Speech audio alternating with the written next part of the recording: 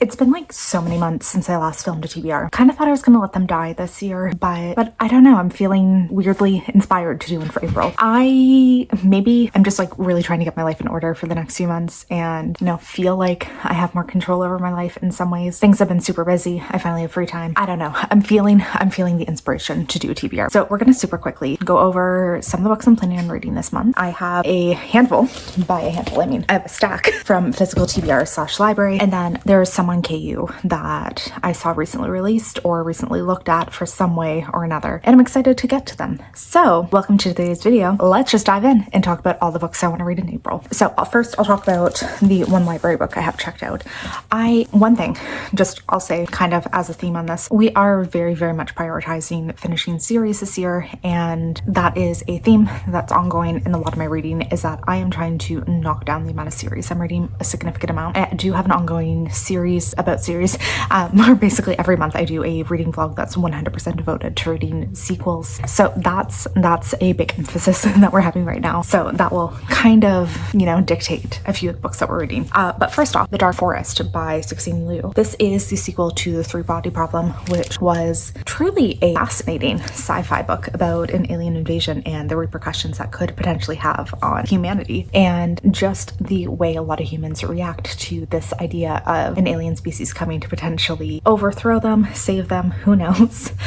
So book one, thought it was really interesting. It had some really, really interesting scientific concepts in it and a lot of really interesting theories that haven't necessarily, well, at least haven't been explored in books that I've read before. I really, really enjoyed just a lot of the science itself. I thought that was super interesting. And this one, very excited to get into it. I have seen this show, so I do know that a lot of the things that do happen in this one were present in season one of the show. It kind of like season one, you know, encapsulated like several of the books. So I do know a bit about what's going into it. I know some of the crazy things, but I'm really, really excited to see just kind of like what the differences are in the book, and if we get a bit more in-depth explanation of some of these ideas. So can't wait for this one. It has been way too long that I've been waiting to read this one. I really, really need to get to it. I can't tell if that's light or makeup smudging. I think it's just my glass shadow. So next we have another sci-fi, A Closed and Common Orbit by Becky Chambers. Literally just finished the first book in this series, The Long Way to a Small Angry Planet, like 2 days ago, and really, really want to go into it. So the first book, we're following like a ragtag found family group of just different species, different people, different like types of organization, people who are on a like long haul spaceship as they go to complete a mission, and they're very much like an ultimate found family, and they very much, you can see like the first book was really, really, really, so where do I want to go with this? First book, I gave 5 stars, really loved it. It is a slow and quiet sci-fi, I would say, where we're really focused on these people on the ship and just like these little adventures, like side quests almost, that they go on as they are completing this overarching mission. And I really loved it. I like truly think that it was just so many things I love in sci-fi. It was quiet, yet the world was so expansive because we explored like so many different planets, so many different worlds, and so many different species. And those are all things that I absolutely love. And in this one, we are following, I'm hoping that we're still following that main cast of characters, but there is one who went on a little side mission, basically. We can say at the end, we could say that she and somebody else went, we'll say a side mission, and it seems like we're following her and her story. So I really do hope that we see core cast of characters from the first book and just a continuation of this like cozy, soft, really quiet sci-fi of just like a there's a really like heartfelt, warm book is how I kind of felt it. Excited. This list does seem slightly sci-fi heavy, which I'm happy about. I haven't read a lot of sci-fi lately. So here is book 3 in the Scythe trilogy by Neil Shusterman. This is The Toll, book 3. I have recently been rereading this series. I read the first book when I was on vacation in Cuba like 2 months ago. Then a few weeks ago I so Scythe I'd read before. The second book, Thunder, had never read before, and now this book 3, which I've also never read. And I don't know what it is, but it is impacting me on such a different way than when I originally read this. So when I first read Scythe years ago, I think I was a teenager, only gave it like a 3.5 stars. I enjoyed it, but I didn't think it was that spectacular, and then had no drive to continue the series. Somehow, when I'm rereading it as an adult, which this is kind of YA-ish, rereading it as an adult has been a wildly different experience. And I've given the first 2 books 5 stars. They really have been sitting with me and really have lended a lot of thought, or I've been really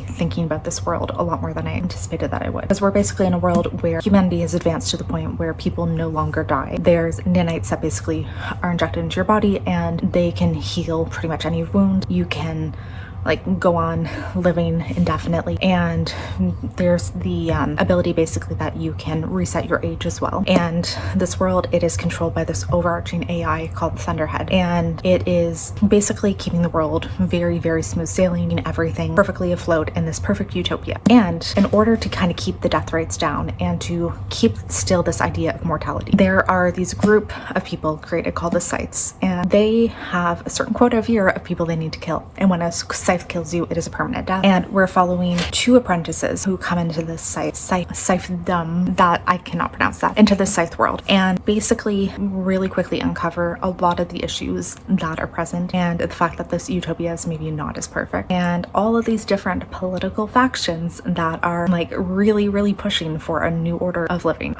So yeah, that is, I don't know, something about it hitting so much harder this time I'm around. Maybe it's the current political landscape, something about it, just seeing another, even in a utopia world, seeing that things are not perfect. I don't know, but I'm really excited because I love the first 2 books. I have heard this one is not as good, but we'll see.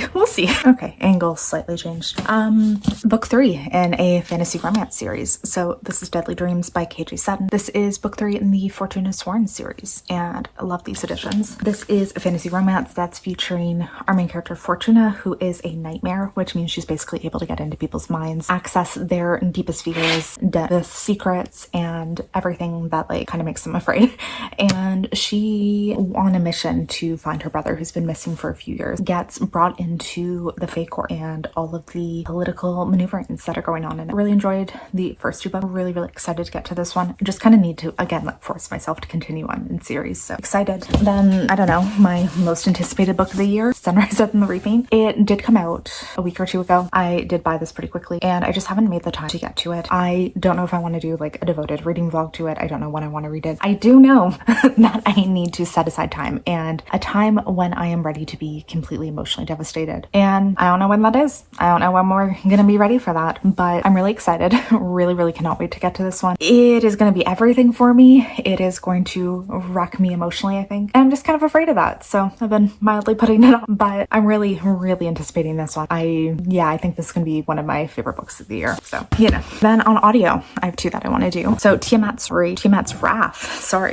by James S.A. Corey. This is book 8 in the Expanse series. I love this series. I've given almost every installation 5 stars, and I was doing really good for a bit last year where I was reading 1 per month. And I don't know, I just kind of fell off, I think around October. So it's been 6 months. And I do think part of this is that the final 3 books in this series, so books 7, 8, and 9, they are kind of in a different arc to the series. We're about 20 years after the original core events in the first 6 books. So these are on their entire new arc. We're going through different stages of life and really exploring a completely different political landscape. And I think that's kind of why I slightly fell off on this, but I am at the point where I only have 2 books left and I would really like to get it done. I really love this series. I want to say that I've read it and that I've loved it, and yeah, I just really would like to have this one done. And then I also would like to do Fool's Errand by Robin Hobb. So this is part of her Realm of the Elderling series. I really struggle to say that word, but this series, overarching series, is broken down into trilogies, and this is 3rd one within this world. So I've read the first 2, enjoyed the first one a lot. Second one was one of the best things I've ever read in my life, which is the Live Ship Traders trilogy. I am obsessed. And then this is a whole other story arc, but we're following the original characters from the original trilogy. It's a very confusing way to kind of describe it, but basically there's, I think, 5 different series. Every second one is following the same main characters. Does that make sense? So series 1, 3, and 5 are following the same characters, and in particular, this one character Fitz, as he starts his life as a royal bastard, becomes an assassin for the king, and now is kind of in his 30s. Well, now he's in his 30s. He is kind of living on his own, and he's really put all of this royal life behind him, all of this assassin stuff behind him, and he is just trying to move on with his life and quiet, cozy life in a cottage. But when an old acquaintance of his comes back into his life, seems like things are gonna go wildly different. I'm excited. I do really enjoy these books by Robin Hobb. I think my only issue is that they're quite long, and especially with this one, like, even though it's technically book 7 in this world, it's a new series, so it's taking me a little bit to get into that one just because of that. So I'm excited to get to it, of course. I just haven't yet. I'd really like to do book 2 in the Poppy War series. I forget the name of it, but it is on KU, and I really want to get to it because that is another series I really want to read. Read book 1 last year. I think it was in like my top 10 fantasy of the year, so really enjoyed it. I'd like to continue on in that series before I forget too much. And then the final book I'll talk about today, I would like to continue in Malazan, because I read last month my first book in Malazan ever, which, I mean, first book, Guardians of the Moon, and I enjoyed it quite a bit. Really enjoyed it, and I would like to see where this world goes. So book 2, Dead House Gate, I've heard it is wildly different from book 1, just in the sense that we're following different characters, different world, different, like, entirely different kind of themes, ideas. Like, it's apparently in a different city. Well, so same world, different city, but like different characters, and things are wildly different from book 1, which I could be okay with. I really could be, and I'm really curious to see where this world goes. I have to say, I think that's my biggest thing, is I want to see what happens in this world, and I really enjoyed. There were certain things that I preferred over others, certain things that didn't work necessarily as well, and this is a series where you're very much just dropped into the world and left to figure it out. So I don't want to wait too long in between books too, because I don't feel like this author makes it easy for you, in the sense that there's no like guide. You are basically just expected to figure out things as you go and go along for the ride. So that's one that, like, I really would like to try and read one every month and just keep it like fairly fresh in my mind. So there you have it. Those are the books that I'm going to be reading this month. There's a few others, like I really would like to do Wild Eyes by Elsie Silver, the second book in Dungeon Crawler Carl. I really need to continue that series. I'm so excited. There's some new releases from Ivy Asher. There's a few things like that, but I'm not going to like set myself too strict to TBR. I think this is enough books. I usually read about 30 books a month, but I want to have flexibility. Like, I am very much a mood reader, so I want to have like a set list, but give myself a lot of freedom to read whatever else I'd like. So there we go. Those are the books I want to read this month. Thank you for watching this video. If you haven't already, I would love if you would subscribe and let me know down below what books you want to read this month. So hopefully I will see you in a video soon. Bye.